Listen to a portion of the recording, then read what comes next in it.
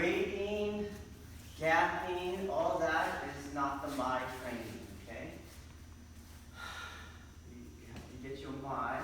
You have to feel where things are, where they're going to be.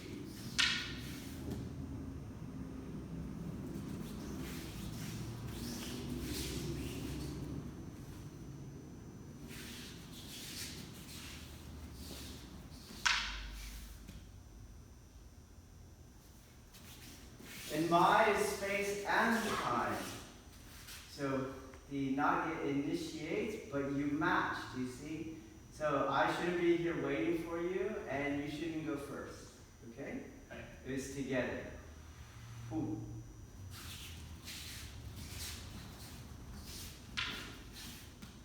Okay? Let's try. Okay. So we'll switch roles so I can show you this side, okay? So he's going to initiate. Boom. Boom. And I know that I want my right foot in the cut.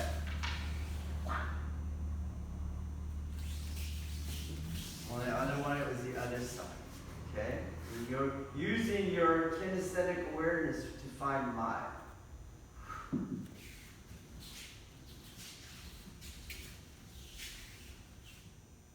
When I'm in this stance, the cut hasn't finished, so don't be in your final on me with your hip turn. That's down here. You're in a transitional in this embryonic drill. You got it? Okay.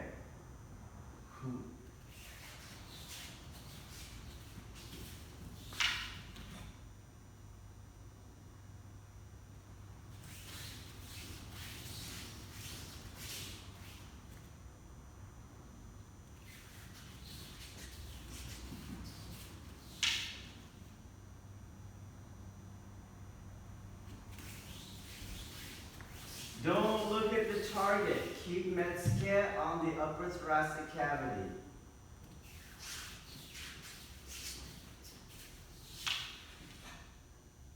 Don't up here. Here. Okay, let's try it again. Okay. I'll bring the cut. Alright, okay. So you see how we match there? Do you see? So already there is a communion. He goes, shh. Okay?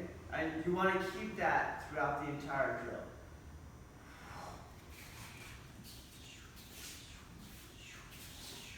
Okay? Got it? So my pace doesn't change. Okay? So an example.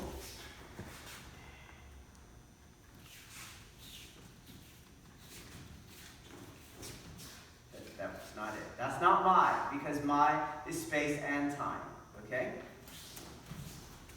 And then I have the template of the form that I have to do, and that is going to give me my ritualized space. I have to do the form in the ritualized space. So we're going to pass through Seigan, okay? We're going to pass through that point. We're going to feel each other's weapons. Okay?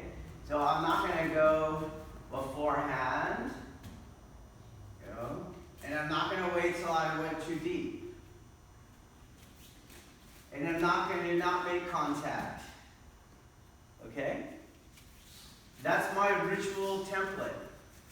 So I got to find my space-time in that movement. Okay?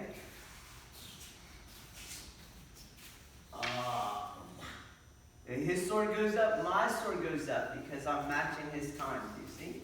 It's not his then mine. It's when his goes up, mine goes up.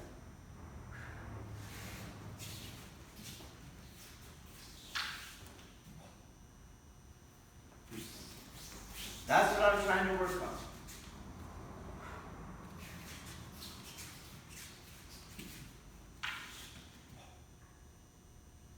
Okay? Let's put it together. Go.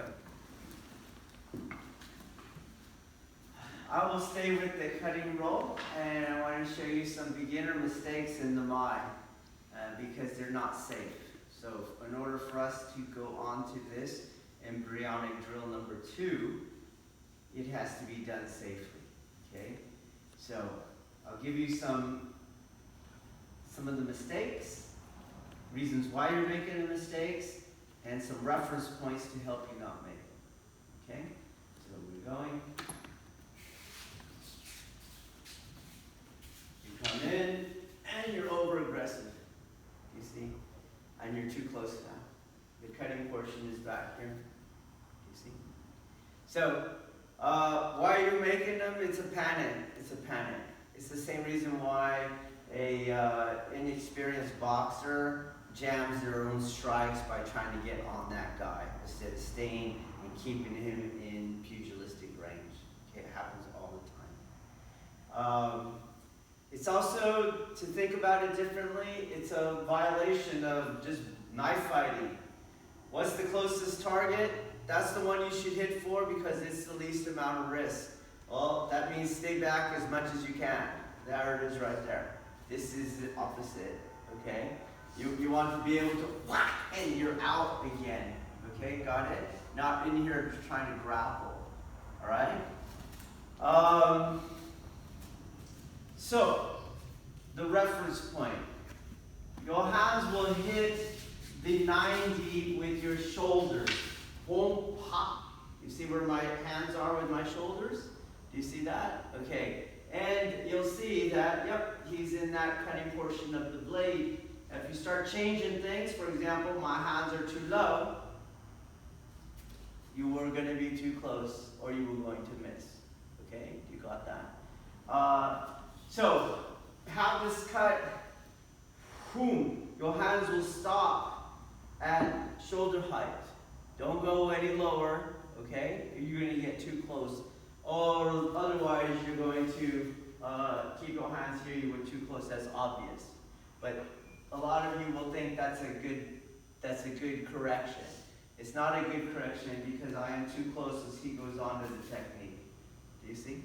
Okay? So, understand why you're doing it. Do not over-aggress. Stay back as far as you can. Don't overcommit in a knife fight. He goes, boom, boom, pop. Stay out as far as you can. And this has to hit with my hands in alignment with my shoulder height. Okay? All right, let's try it again. We want to keep our nose back, away from the Otoshi. Go.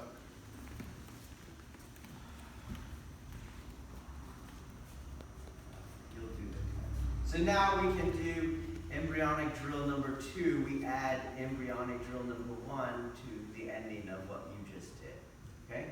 So you're going to do the cut.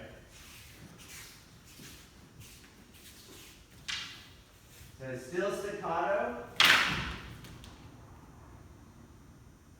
He matches me.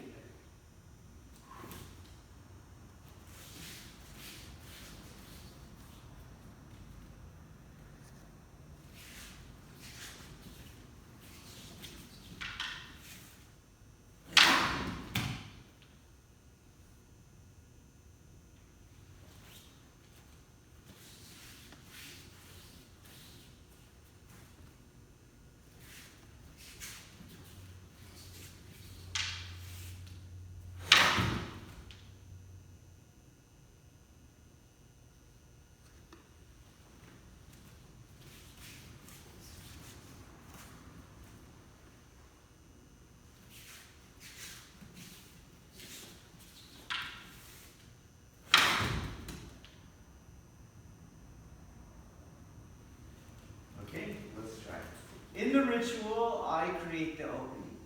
Okay? Because there's no opening at Seigan. That's what you want. Okay?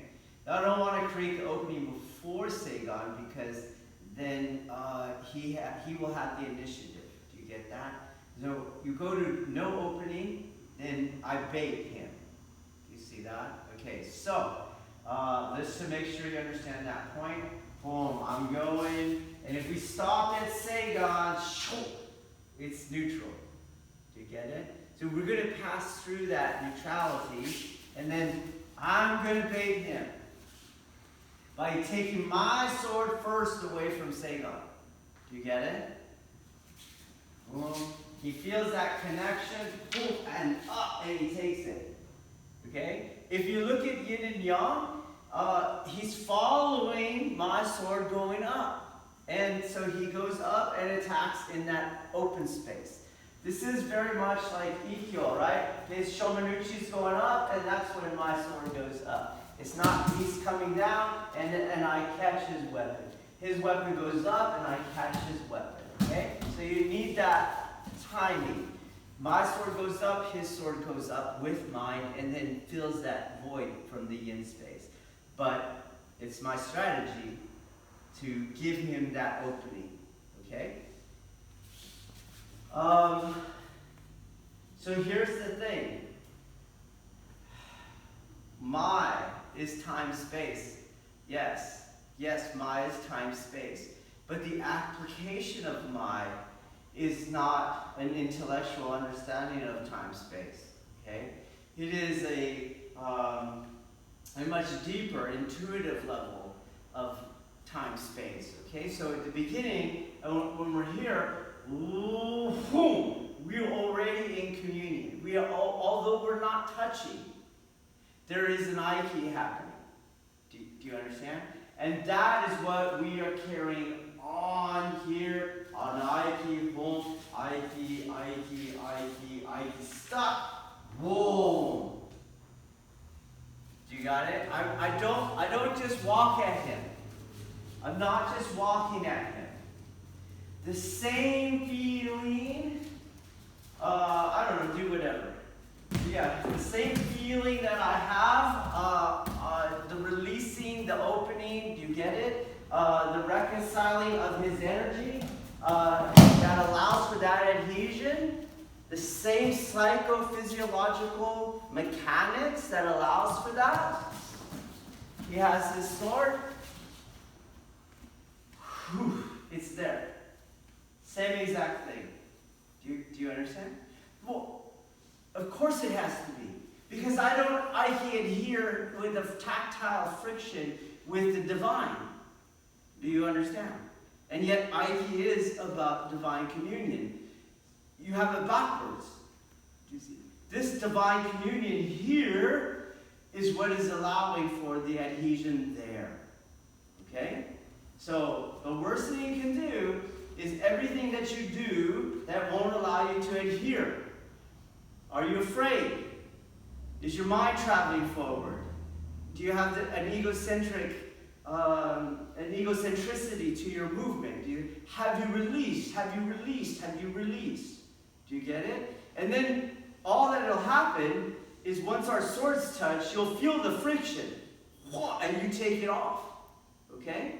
But you still have the other one, the non-tactile connection. Okay? Because when we go full speed, you're not touching anything. It's all this other non-tactile like you. Okay? So you must release. This is what. You see this? I'm never going to do it. I'm terrified. My body is terrified. Okay? This part reminds me of Tecumseh's poem. Remember his poem? Sing your warrior song proudly and go on your day of death bravely. Do you get it? You gotta let go. You gotta let go. Okay? Boom. Same releasing. Same exact psychophysiological feeling. Cool. And the same thing here. I'm not doing that. That's that same fear response. Right from here. I gotta adhere to this weapon and reach his center without touching his center. You see? That's the same thing.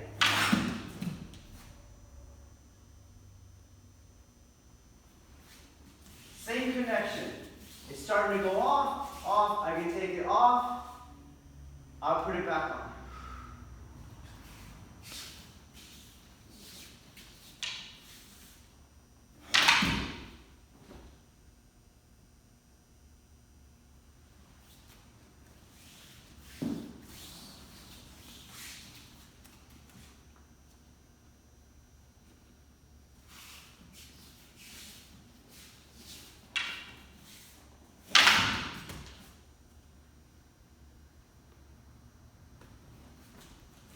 It's very ritualistic, okay? Let's try it again. So how to do the ritual, not what is the ritual, how to do the ritual. Okay, it's very much, there's like a zazen aspect to it. Okay, my gaze is in Metsuke, and what doesn't need to move does not move. Do you understand that? So there's a kind of stillness to it. Do you understand? Okay? And there's also a kind of, the same kind of, at least a mindfulness, right? If not, hopefully some sort of fudoshi. You're just letting your mind open, okay? But your mind will not open if your body's all in this world, okay? So here you are, you're trying to do the no. Your stance is all over the place, man. Let the energy of your mass flow through you. You see, right away, this is a different body. This one. You don't realize you're doing it, but you're moving all over the place. You look like crackheads, okay? It's meditative, okay? So, boom, stop. Everything stops. My gaze is not really my eyes that you see with normally, okay? Like, I'm not really looking at him. I see him, but I'm not looking at him. Do you understand? It's in this kind of open space, open releasing, just like in Zazen. Disconnecting my consciousness from my worldly senses, okay? Oh, boom. Feeling instead the energy of everything, going through the same rituals, through your body, down to your midfoot, release, relax, accept. Boom, moving. Boom. Same thing, no added tension. Release, relax, release. Do you understand? And no extraneous movement in my body. No extraneous movement. I can sit here all day. We'll sit here all day and do this same technique. Okay? Then my turn to go, and all I do is what I'm supposed to do. Boom. Down. Got it? Not down. And then let it settle. Let all of that kokyu, boom, emanate from your person outward. Till you feel it gone. Then regain center. Back. Same thing. Not. Okay? Again.